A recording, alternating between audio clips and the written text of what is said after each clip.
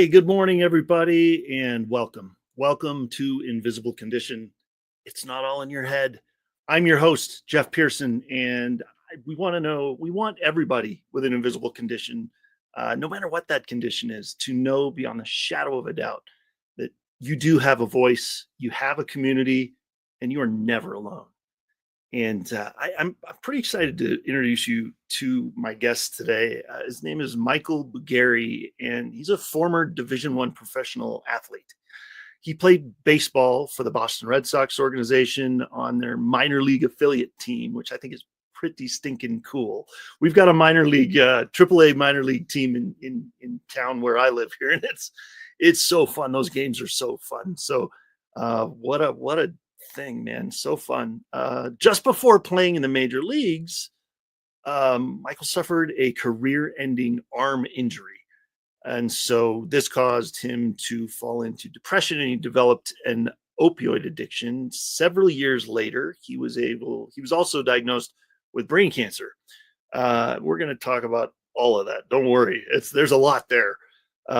So how Michael overcame these adversities is what we are going to hear about today. It's good stuff.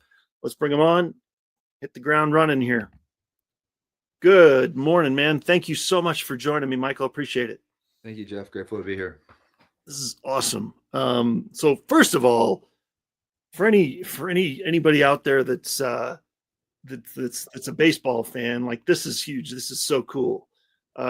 Baseball is a big part of America and American history and all the things, right? So it's really cool to just think about you got to play baseball. Absolutely. And get paid for it. Like, absolutely. Yeah. You know, it was a big part of my life for a long time. Yeah. Yeah. That's a big deal. Yeah. That's amazing. So your career as a professional athlete was, obviously big deal. Can you share that career-ending injury? Well, talk about that and how that feels, man. That's crazy. Yeah. Well, I have a different view of the way I look at my baseball career. It started off right as a love for the game, like any 12-year-old. And then I quickly found that it was something that I could be really good at. And I was one of those kids where the parents didn't make them play. I was the one that made them, I bugged them to let me play. And so I started playing for a lot of travel teams and nice. But the thing what it became, I call it my first addiction. Right. Because what it did was I was always craving like attention and validation. I had this entitlement that I felt like I deserved it. And that was the best way for me to get it. And I talk about it a little bit more when I talk about my disease of me. But baseball became that source for me to get that attention and validation. And I created an identity around it. Right. And so a character, like I say. And so when I played more on travel teams and got better and then got the attention, and then I got a scholarship to University of California, Berkeley, and that continued to validate my character. And then at the next level, it gets even, stakes get higher, distractions and things. And, and then I had to figure some things out, and then ended up getting drafted. And then, I put all my eggs in that basket, right? Because that was, I couldn't see a life without baseball. Like, I was willing to sign a contract to say I would die at 40 to play 10 years in the major leagues. That was me. And then when I had that injury, I felt like I lost my worth. And so I have a complicated relationship with baseball now, so, and I taught lessons for a long time and coach here and there, but I've come to see the things that sports and baseball have given me, right? They taught me so many things about leadership, about, baseball is a sport where you deal with failure all the time, right? Like, 3 out of 10, if you get 3 out of 10, you're great. It's not good on your math test, but it's great in baseball. Yeah. Right. And so, dealing with overcoming adversities in a game translates to life. And I'm so grateful for the things that baseball taught me, and for me to be able to overcome the things that I've been through. So, yeah. No, 100%. I love the way you put that. And I'm going to just throw this out there to the audience, by the way. Everybody watching, whether you're watching on E360 TV or you're watching on Facebook or YouTube, especially Facebook or YouTube, it's really easy to comment on those, of course. And so during our episode today, if you hear something that you like, light bulb, that's me. I want to, or hey, I want to reach out and talk to Michael about this. Just drop a comment in there and say, I want to talk to you, or get in touch with me or whatever comment you want to put in there. And this is his email scrolling across the bottom of the screen here. That will be there for, I'd love to say the whole show. As often as I remember to keep it there, it'll be there. And you can reach out over email and ask him anything you want to ask him, or contact him that way.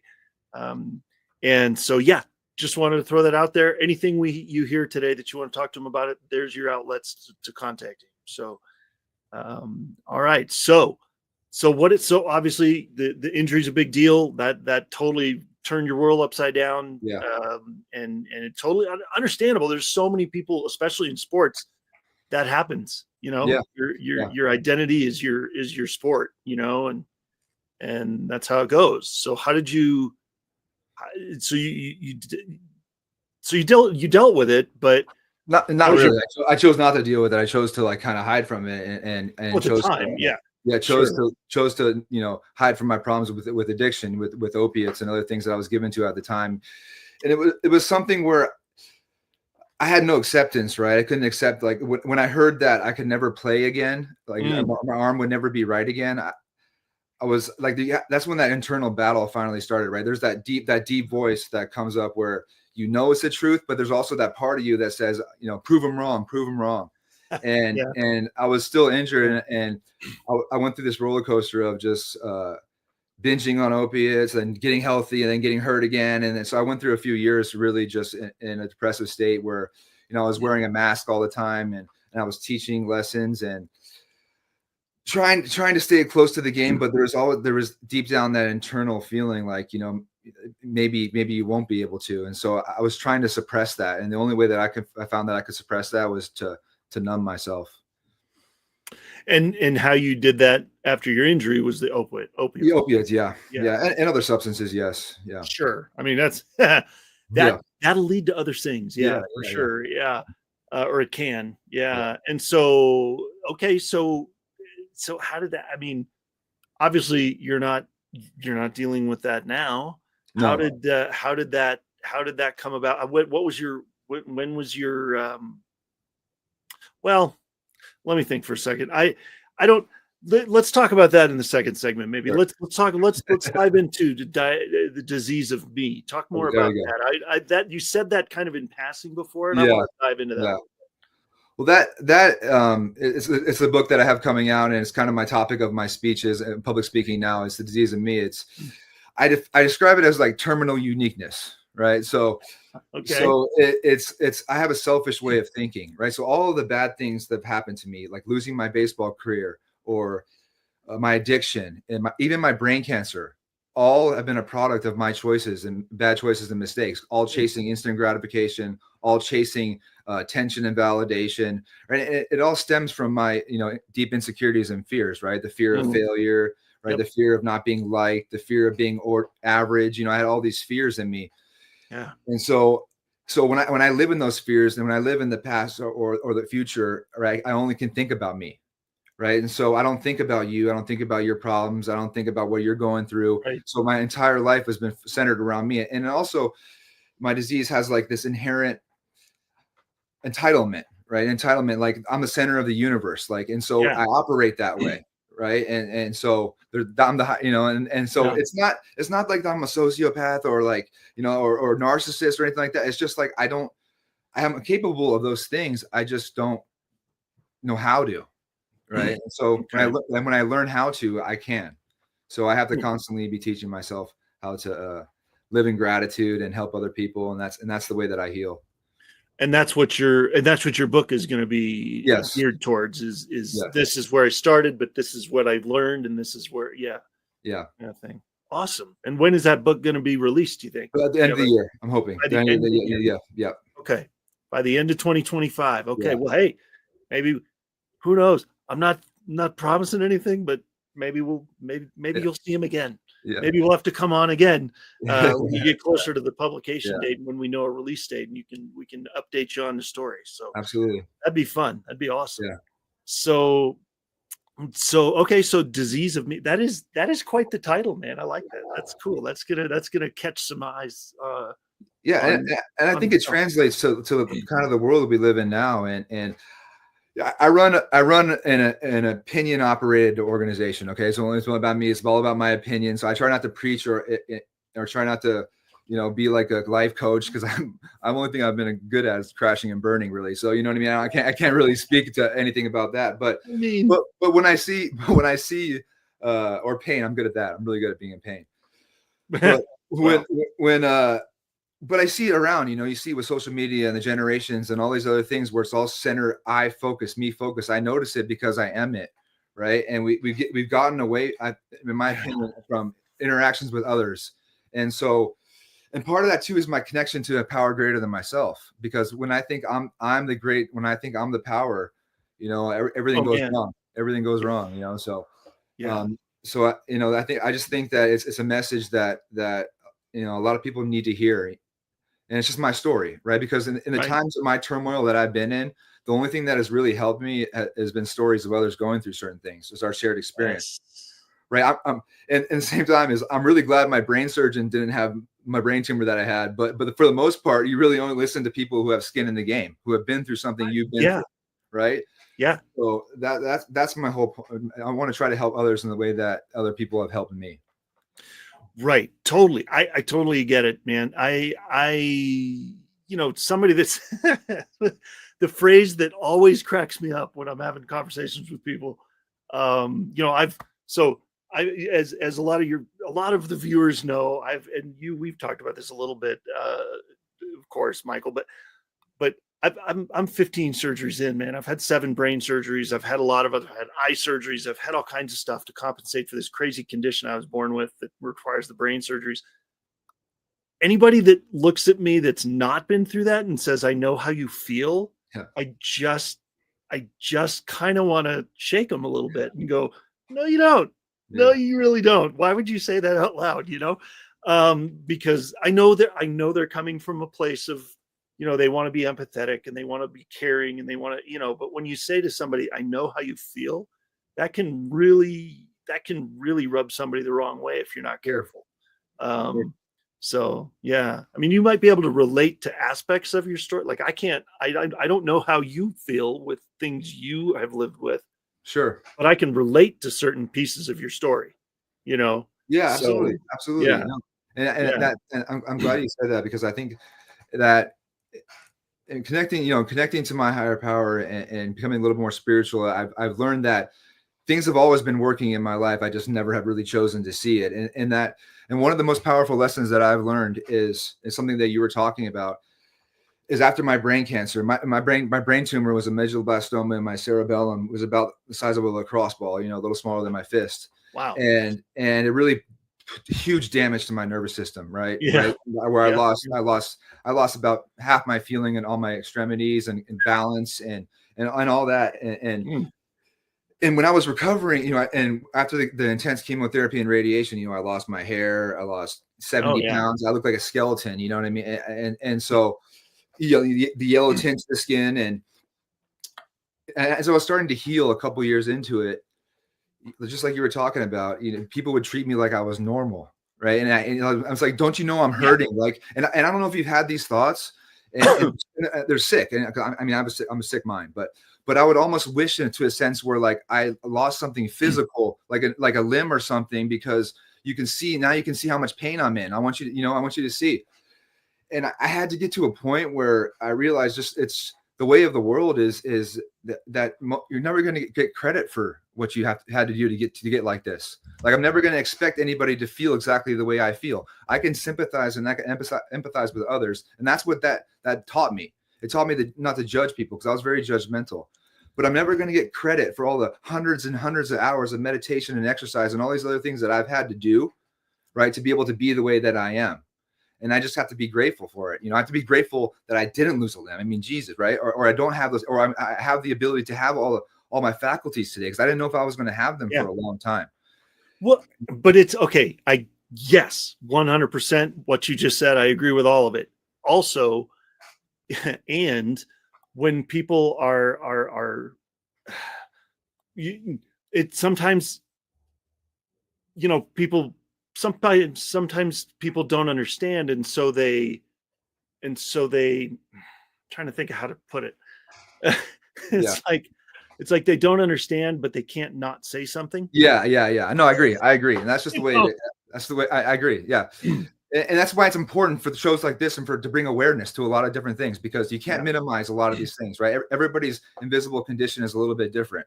And so I think bringing awareness and knowledge and you can't expect everyone to like have the same perspective as you do, because after you go through these certain things, it changes your perspective on, the lens from which you view the world completely changes. And you can have that sympathy and empathy towards other people. Most people haven't gone through that. So they say those things because they think they're being helpful, right? Absolutely.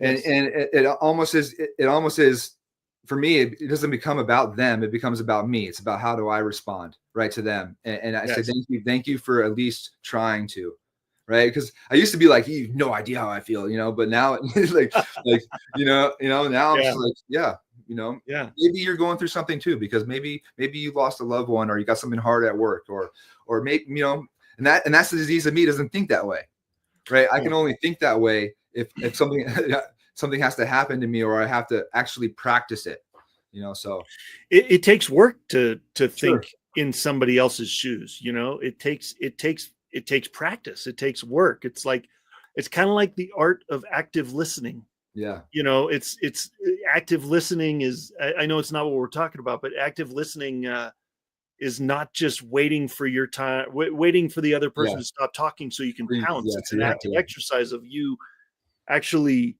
listening and absorbing what they're saying, and then stopping and thinking for a second and then talking. Same kind of thing. You've got to put thought into this. It's an exercise of mental energy, Yeah. And that's why the disease in me is so important, because I inherently can't do that. Right. Like I really can't. And the only way that I can do that is when I help other people.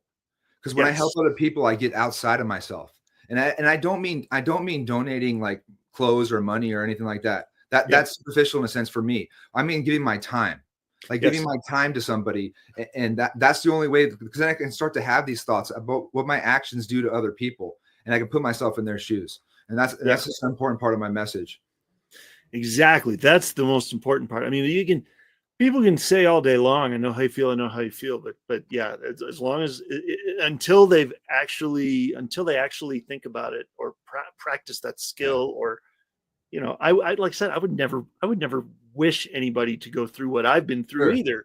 Sure. But part of me kind of wishes that they could feel it for a minute, just to get the idea, Yeah, I do. But that's what makes us who we are. We've gone through these things and we come out better on the other side. Right. And I've gotten to a point too where I can't expect people to even imagine that. That's what's funny. I say this when I speak all the time and I share my story. Everybody wants to always, I talk about baseball and addiction and my brain cancer. And to me, like playing for the Red Sox or professionally is the least impressive thing I've done. Right. When it really comes down to it, I've done so much more work. At this point, I probably meditated more hours and worked on my managing my pain than I have practicing baseball. But everybody always wants to talk to me about baseball. Always. And I get it. Sure. Like I used to get frustrated about it, but I get it, because that's what nobody can relate to a tennis ball sized brain tumor, Nobody can relate to having 16 brain surgeries. Yeah. And so I have to manage that too, because that's all part of it, how I feel and how I respond. So it really comes down to me, because I say about my disease is like, I'm my biggest problem, but I'm also my only solution. Right. It's a paradox, right? As I have to act. I know. And so that's so crazy. I get it, man. I do get that. You're your own problem, but your own solution. That's true. I know. It's true, man. Well, hey, let's God, I can't wait to. Okay, we can keep going, but we're going to stop for just a couple minutes. Everybody, don't worry. We will be back. I took the email address off the screen, but don't worry, it'll be back in the next segment. So we are going to go to a break here real quick for just a couple of minutes, but do not go anywhere. We got more to the story here, and you're not going to want to miss it. So stick around. We'll see you soon.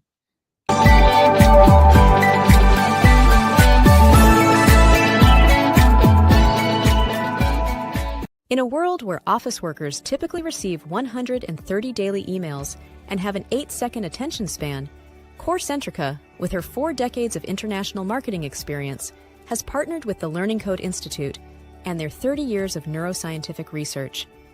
Together, we are crafting unique messaging strategies that resonate, connect, and ultimately convert our target audiences. Core Centrica, where award-winning creativity and disruptive neuroscience come together. Scan this code now, or call and click, and let us show you how Core Centrica's partnership with the Learning Code Institute is influencing how businesses connect with their audience, foster engagement, and achieve conversions.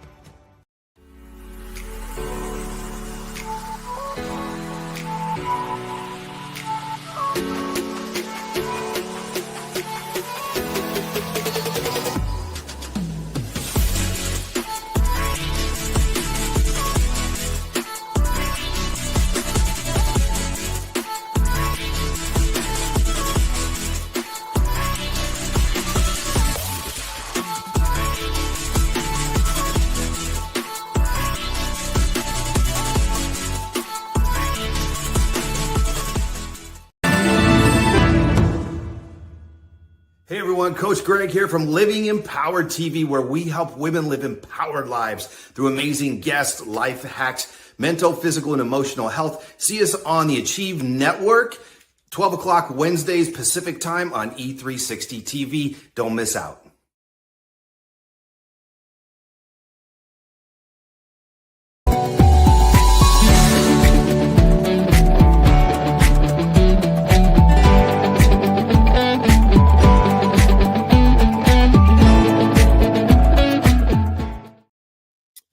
Hey, everybody. Before we bring Michael back, I want to talk to you about something that we've got going on right now that is really cool and hopefully beneficial to you.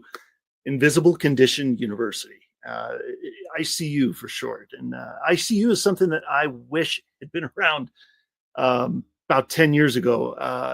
Like I was just saying in the first segment, man, I've had a lot of surgeries, and 6 of those surgeries, 4 brain surgeries and 2 others that were related, has been in the last 10 years. And every time I had surgery, my wife and family were mostly on our own, left in the cold after leaving the hospital. You don't get to take them home with you, you know?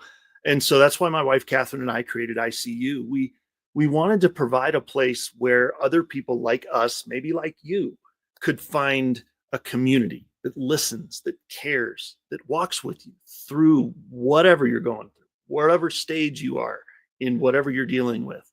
We meet twice a month on Zoom, the first and third Tuesday of every month on Zoom, to provide a safe place for patients and their caregivers. My wife and I, actually, so she's my caregiver, I'm the patient. And so we are both on every call. And so a safe place for those people to ask questions, vent frustrations, get information, find information that maybe isn't given to them by the hospital. So join us. If you'd like to learn more, scan the QR code or go to myfreegiftfromjeff.com. It'll list everything you need to know about the community, and this will get you a free month on the community. So, all right, let's, one important thing. The next call for the community will be, there you go. Whoops, there we go. February 18th is the next call. So jump on there and look forward to seeing you then. All right, let's bring Michael back on here and keep going here. Let's put the banner back there with the email. There we go. Now we're talking. All right. So I had a couple thoughts during the break, and I just want to throw this out there and just to kind of drive home what we were talking about at the end of last segment. And that's, when people don't understand what you're going through, but they mean well. People aren't malicious most of the time. They mean well, right? I remember after my most recent brain surgery in 2021, I went back to work, and there was a guy at work that was just the nicest guy you'd ever meet in your whole life. But he didn't know a ton about my history as far as the surgeries and stuff. And so all he knew is I went and had brain surgery that, recently, and I was back. And so he saw me and got all excited. He's like, "Oh, right, you're back. So you're good then, right? You're all set. Like you're all good now." I was like, well, I'm alive now. That's the difference. If I hadn't had the surgery, I probably wouldn't be here. So it's not like it cured anything. It kept me going, So it's funny, but some people they can't not say something. Yeah. like we were saying before. So, and And the other thing yeah, go ahead. No, it transcends me for that with my brain cancer. Like when I'm at the gym now and Right. I've gotten to a point where I do Olympic lifting, so I can lift, a couple 100 pounds over my head, whenever it is. Right. And right. Wow. And no, at least. And so nobody can tell that I had brain, you know what I mean? But I'm just like, No. but it would never imagine what I could do before, that's what I'm thinking. Right. But there's always that, but also comes with my addiction too. Right. So, now I'm sober. I'll be sober 4 years in April. Nice. But it's still the same. It's like, well, now you're cured, right? Now you know, it's the same thing. I'll never be able to do opiates on the weekends like a gentleman. You know what I mean? Like, so, but it's the same. Sorry, that was funny right there. It's the same thing. It's the same thing. It's the same concept as people who don't understand addiction realize that I can't do, even though alcohol wasn't my problem, I can't drink, right? Because if I drink, it'll lead to something else, because that's just how it always has. Right. So it's the same thing. I have multiple conditions that, and I think what it comes down to, Jeff, for me personally, is they're not, like I said, they're never going to understand, and that's okay. Right. It's okay. And I accept that. And I'm grateful for it. And even if I feel like I'm slighted, and I have a rule, right? If I feel like I'm slighted, or I feel like, something's done me wrong, I try to do something nice for him, even if I hate doing it. And I do it with my teeth clenched sometimes. but I do it because it always puts things in perspective for me. Right. Or I say something nice to them, in a sense where it's not easy. It's not easy to do, but no, honestly, sometimes when they say stuff like that, because sometimes they just can't not say something, even if it's something ridiculous. Right. Yeah. And part of me, I'm a huge movie buff. I'm like a movie savant almost, like I know way too much about movies. But there was a scene in The Green Mile, if you ever saw that one. Tom Hanks. He with the big guy, the prisoner, the big black guy, the prisoner, right? And God, I love that character. He was such a great character. And there was one point where, he had this power to be able to touch people and show them how something feels. Like, you want to experience that? Boom. And he would give it to him. Part of me, like, in the recesses of my mind, like, I would never do it, but I was like, man, if only I could just do that. Just give you a taste of it, just for a second, of how I felt, Of course you would never do that. That's a superpower you want? That's not a superpower I want. That's just one of those things you think about once in a while. You're like, man, it's usually when somebody says something really dumb, you're like, man, come here. My superpower has hindsight, right? I can always, after everything's done, I can always tell what I did wrong. Oh, exactly. 100%. Yeah. Right. I know what you mean. Well, so you've gone through all that. Like, there was a turning point, though. Yes, there's been a few. Motivated you to, like, there's been a few. Your addiction, all that. Like, tell us about that. What was the journey forward like? So one of the biggest ones is my therapy dog Lingo, when I first met him. And so it's a cool story. I had just gone through my brain cancer and gone through my treatment, and I fell back into addiction a little bit, did some things that I regret, but that had to happen. And then I wasn't able to take care. I was in Arizona at the time. Then I moved back to California, and my mom was working at the military base, the Defense Language Institute in Monterey, California. And I was still, at this time, I was about a year after my treatment and stuff. My hair was growing back. I was looking kind of normal. I was at that point that I was telling you about earlier, where I didn't want to be around people. I wanted to be alone, and I didn't want to leave the house. And I was still, I was looking better. I was just in so much pain. Yeah. And the Army base had just adopted a dog, a therapy dog for the soldiers. Nice. And his name they named him Lingo after the language of the Defense Language Institute. And so, but Lingo was having a hard time too, because he didn't have a handler or an owner like most facilities have, right? Someone to take him home, someone to give him that consistency. He was kind of staying on the barracks, and some of the civilians would take him home on the weekends here and there. And my mom was one of the people in charge of the base, and she saw that, Lingo was having problems here, and I was having problems at home. Maybe that we could help each other. So one weekend she brought him home, and we really connected, and getting me out of the house.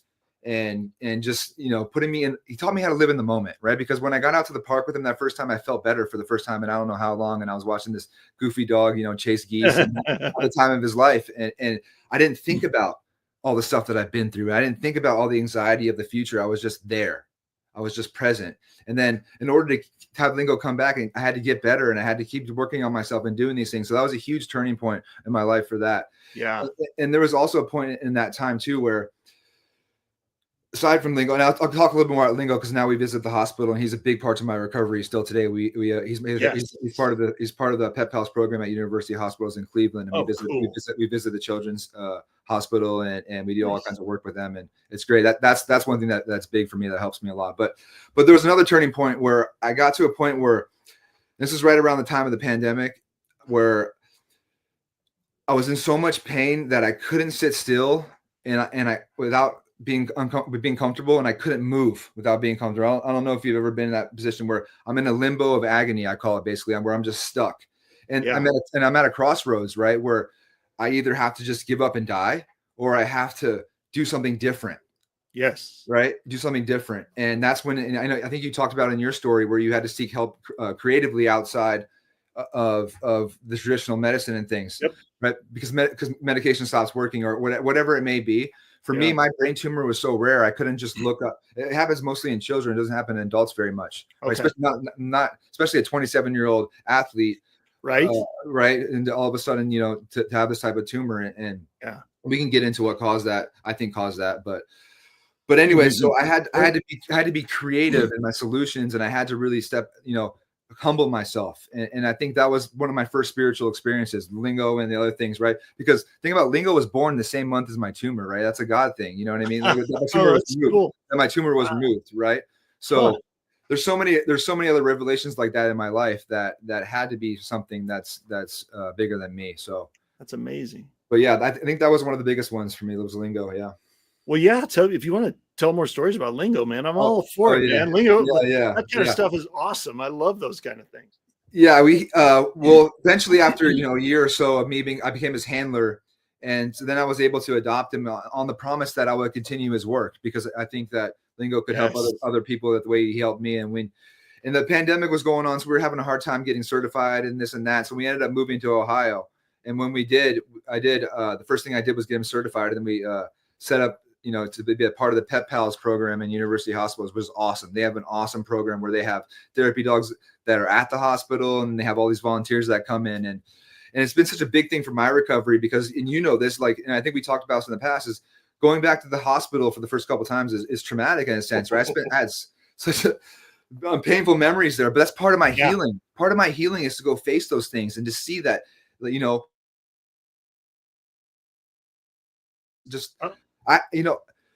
in my desperation to come back from baseball, to play baseball again, I tried human growth hormone and other anabolic steroids.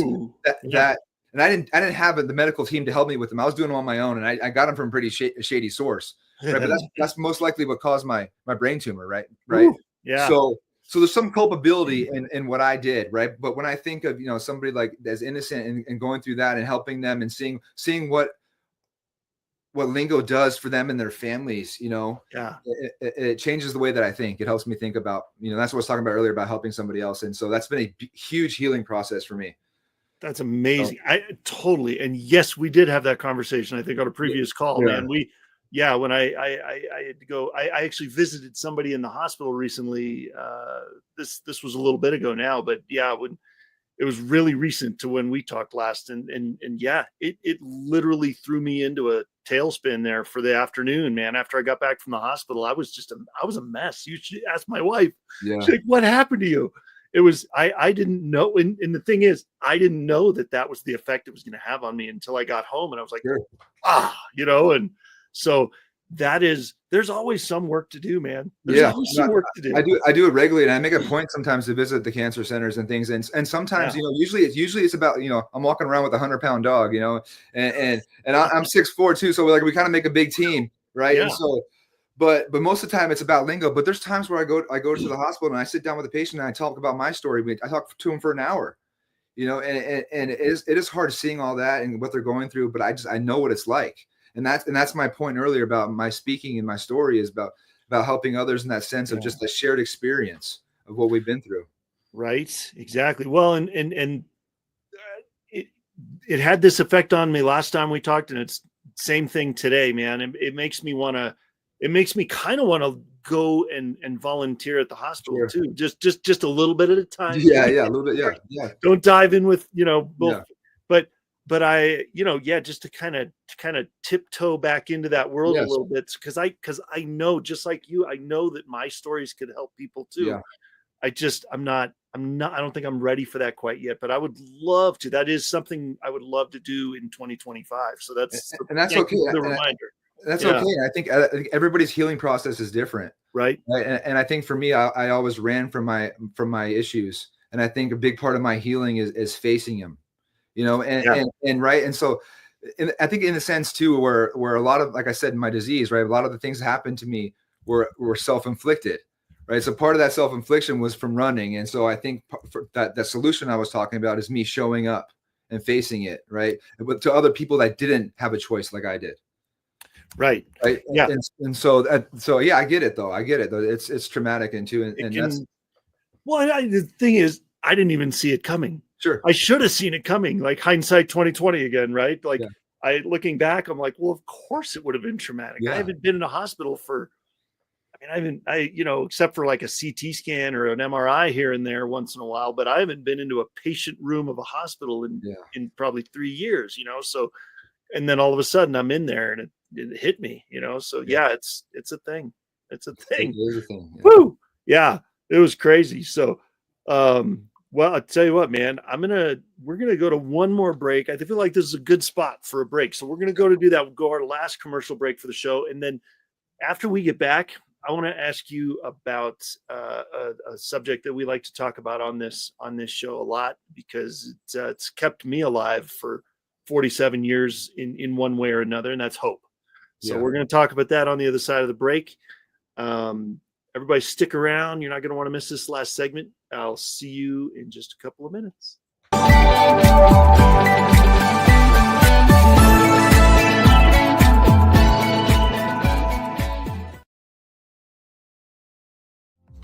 Hey there. Every time someone comes into your business or website and uses their card to pay, a percentage of that gets folded back into the system. But it can go to Hydro with Hope instead. If you'd like your business to support us rather than feed back into the system, scan the QR code and we'll show you how to do that while saving your business money.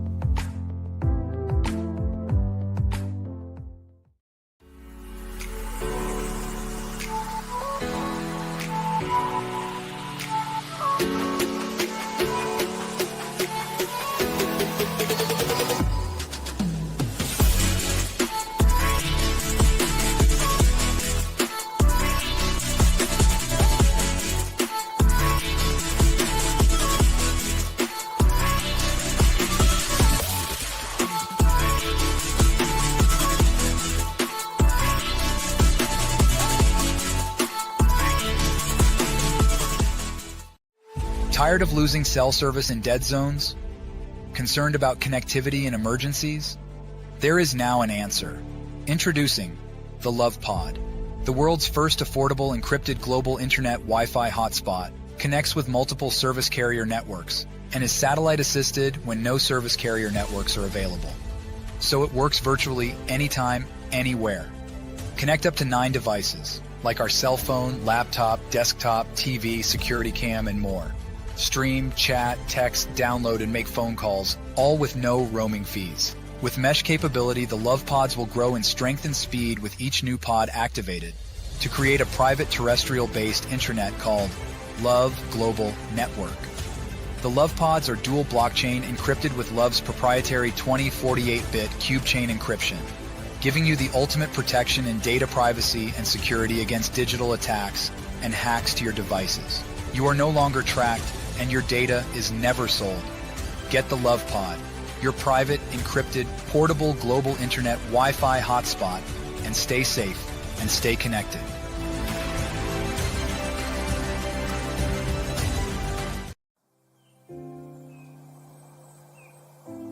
Hi, I'm Jake, co-founder and CEO of One Hope. My friends and I started this company in 2007 out of the back of this truck on a mission to enrich people's lives through wine. Today, we've grown into a state-of-the-art Napa Valley winery that proudly houses a portfolio of award-winning wines which have touched lives through over 40,000 nonprofits at home and around the globe. And it's happening every day. Being rooted in local communities and contributing to initiatives that uplift neighborhoods, celebrate cultures, and promote community. It's what got us here. You see, through every bottle sold, your purchase can make a direct impact on the causes you care about. One Hope's cause of choice has given back over $10 million and counting. Are you a change agent? You're going to love the Superpowers for Good show. I'm Devin Thorpe. Every Tuesday and Thursday morning at 11 Eastern, I host an inspiring change maker on Achieve TV. Join us right here on E360 TV.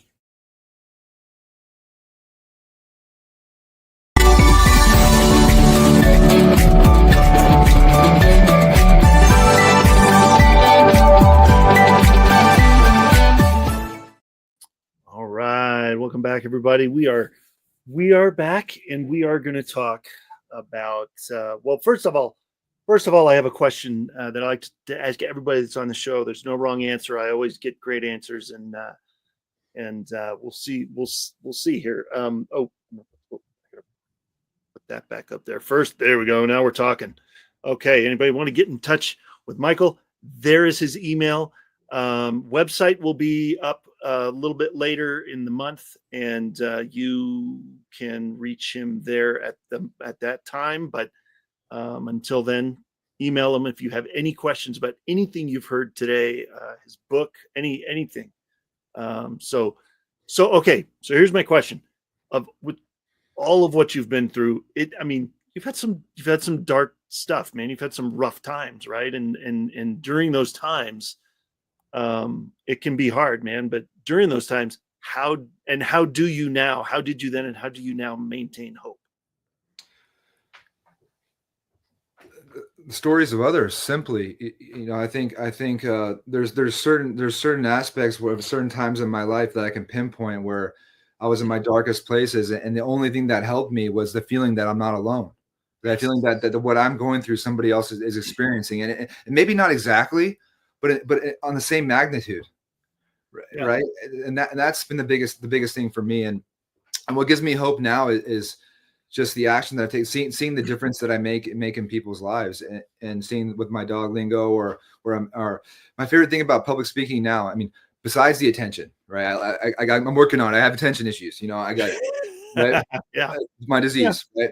But the most important, the part I like the most is at the end when people come up to me, right, and tell me how much they could relate to me, or talk about different, and they tell me about them, and they tell me about how my experiences, although different, come from different backgrounds, different circumstances, different things, but we share our pains the same, in a way, and that inspires me so much, and it helps me get through it, and it makes me think that gives me a purpose to what I'm doing, that my story, that I've gone through all these things for some bigger purpose, and so. Yeah, that must be Lingo. Must have ears of gold, man. He must hear, his ears must be burning. I think that's him, isn't he? I got German Shepherds too, so that's them. Oh, okay. Lingo's on the couch sleeping. Yeah, the German Shepherds are working. Nice. I figured they would. There you go. No worries. No, I love that. That's a great answer, man. Like I said, no wrong answer. I always love hearing what people answer to that question. So, what else? So first of all, what do you have? I think we talked about it a little bit earlier in the show, but what is coming up for you that you want people to know about, that they can keep an eye out for, and whether it's a speaking gig, or I know your book, you said, what's you got going on? Yeah, so I have my book coming out at the end of the year. That's my plan, and then I have my website coming up hopefully by the end of next month. That'd be just mostly like my name, and then. Yeah, speaking, I'm working on it. I just started like a new career pretty recently in motivational speaking. I found new purpose in it, like I was saying. And, that's, if anybody wants, to hear my story or to share their experience, and I have different, so obviously I think, my disease, right? I think that I can talk about anything, right? But I try to stick to things that I've been through that I know, right? So like I say this, I didn't win any baseball awards. I didn't play for a long time, but I got the triple count of adversity. Right. I went through nice. Right. Baseball or sports. Everybody, if you're American, you can relate to sports in some way. You can relate to addiction. Somebody has gone through addiction in some capacity, directly or indirectly. and then cancer. We all know somebody that's gone through cancer or is experiencing it now. And I've been through the worst of all three of them, so I can touch on those subjects. I talked about one of them is the power of movement, how my brain tumor being in my cerebellum, which is your voluntary moving part of your brain, affected my movement and what I did to learn how to improve that. And then I talked about, addiction to my experience, strength, and hope, right? That's what I share in that sense. So I have those topics, and mostly my Disease of Me, which encompasses all of it. So yes, I have the book coming out, the website, and I'm just looking to share my message and to help other people the best way that I can, wherever that lies. I love that. That's so cool. Yeah. I mean, this is where the story gets powerful, is when you speak to others, right? Because like when it's your story, it doesn't sound extraordinary, right? Like I know I've had 7 brain surgeries. I know I've had, this and that and the other thing. And okay, whatever, you just launch and adjust. You just carry on with life. It's not extraordinary to you because it's day to day, right? But you tell somebody else about it. You speak in front of a group about it, and they're like enamored with it. They just hear it all the time. So I think that was one thing. Is that something you've had to? Is that part of the struggle, man? Because that was part of my struggle of wanting to even talk about this. Yes. But we'll just like, my story just sounds so crazy. You know what I mean? Going through all that stuff. You know what I mean? And how can I get that? Yeah. I do feel that. And that's what I was mentioning earlier about people who just can relate more to the sports because everybody's played sports in a degree. They can't relate to the other stuff. Right. And I get a little more in depth into it in my book. And when I speak about the things that I've gone through, because I've been pretty mild about it so far, but yeah. But what I realized is that, especially when I talk to schools and things, is that you're only like a few handful of people are really going to get it, like really going to grasp it, and you're only who you're going to help. And I think that's what I have to hold on to sometimes, is that some people are just, it's beyond. And I get it. Like if you haven't gone through or haven't seen it directly in your face, like with a family member or yourself, it's hard to really grasp the magnitude and the pain of that. And so if my story can help influence one person in a way, then it's all worth it. Right. Well, I think, 100%. Yes, I'm in total agreement with that. If you had somebody in front of you right now, maybe it's a student at one of the schools you spoke at, or, whatever, that's like, hey, I think I've started down this road of this type of addiction, or I think I just got some disturbing results at the hospital. Like if somebody is going in a direction that you see them going, that you've been there, like what would be the first thing that you would tell them? Go help somebody. Go help somebody. Go give your time to somebody and do something nice for someone and see what happens. Nice. Go spend an hour at a nursing home talking to somebody. Go whatever it may be, get out of yourself and watch what happens. Watch what happens to your pain. Watch what happens to your decision making. Watch what happens to the way you think. Yeah. That's true, man. I didn't even think of because you think about talking to people that kind of get it, maybe go to the hospital or talk to people, but just going to a school, going to a nursing home, going to because I mean everybody's got stories, right? And there's probably something hidden in there that they're not telling anybody that you'll draw out of them, and they'll feel better for it. Go help somebody pick up trash, or it doesn't matter what you do. Like go be a part of something with some, get out of yourself.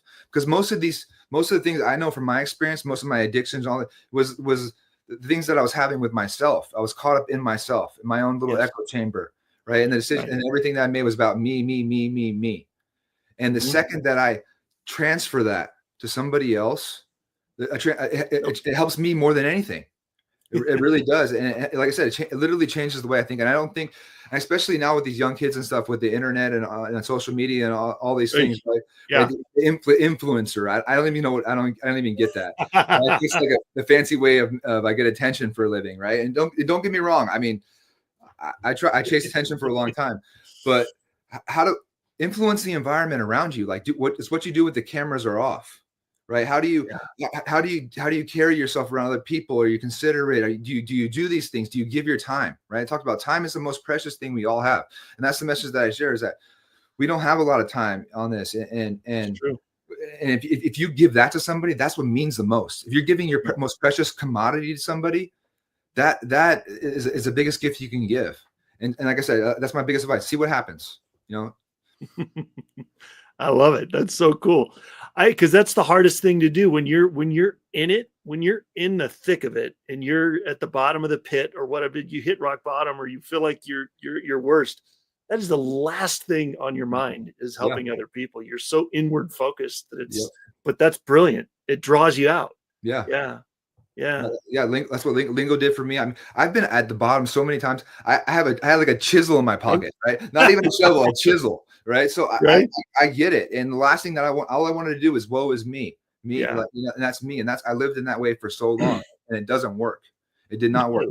What worked was, like I said, it was even with my teeth clenched, just, showing up and doing something for somebody else without any expectations for something in return. Love that. That is awesome. Yeah, that's incredible. So we've got about a minute or two left. What would you like to leave our audience with in these last couple of minutes? That's a tough one. Yeah, I think I just said it, right? I think my goal is just to get a little bit better each day and be a better person, and try, like I said, influence the environment around me. Like, I have to constantly check my motives and check my way of thinking. And I've learned to live with the way that my thinking is probably wrong. So I, not necessarily always do the opposite, but I try to like really question myself. And my story is a lot about authenticity, right? And a lot of these things that I've gone through, I call it the price of authenticity. It's about learning who I am. And so I think the biggest thing I leave is, how do we find out who we are? And I think we find out who we are is by showing up and trying our best and making mistakes and being anti-fragile and bouncing back and all these things where it's okay. It's okay to be vulnerable and show these things, but it's just like you said, you said earlier, you just got to show up and see what happens. I was so afraid to show up all the time because I didn't know who I was. And I think that, like Aristotle said, knowing yourself is the beginning of all wisdom. And I think learning that and helping others, I think is the best way that I've learned to do that. That's amazing. So. Love it. I love that. And I'm going to close our time together. I found a quote the other day. Somebody, my daughter, my 21-year-old daughter, sent me this article, and it had a quote in there, and it was so cool. And I feel like it applies. It says, desiring a positive experience is in itself a negative experience. Accepting a negative experience is a positive experience. Yeah. Right. So you're accepting what's happening. Yeah. You're not in denial. You're not trying to buck against it. You're just, okay, let's just sit in it for a minute. And then we can fix it. Doesn't mean you have to approve of it either. You can not like it and accept it. Right. It's true. That's how I learned to get over my pain, manage my pain, is by sitting in it and accepting it and seeing it for what it was, and that's a story for another day. That's huge. No, maybe that's for the next episode. Yeah. Well, there you go. Write that down. I don't get invited back very often. At least I didn't used to. So. We'll talk about that on the next one. Yeah. Yeah. There you go. Well, hey, Michael, thank you so much for being here and being so real and authentic with your story. And I'm so thankful that we got to do this. I appreciate it. Thank you. I'm grateful for you. Thank you for having me. Absolutely. All right. Here we go, guys. That was amazing. All right. I learn something new every time I have somebody on the show. It's so cool. I absolutely love it. So, all right, everybody, here's the deal. If you've been here for a while and you've been watching these amazing stories, thank you. Thank you for being here. If this is your first time, thank you. Come back next time. There will be another great story from another amazing individual. Like, follow, subscribe, share, all the things. Everybody knows about social media.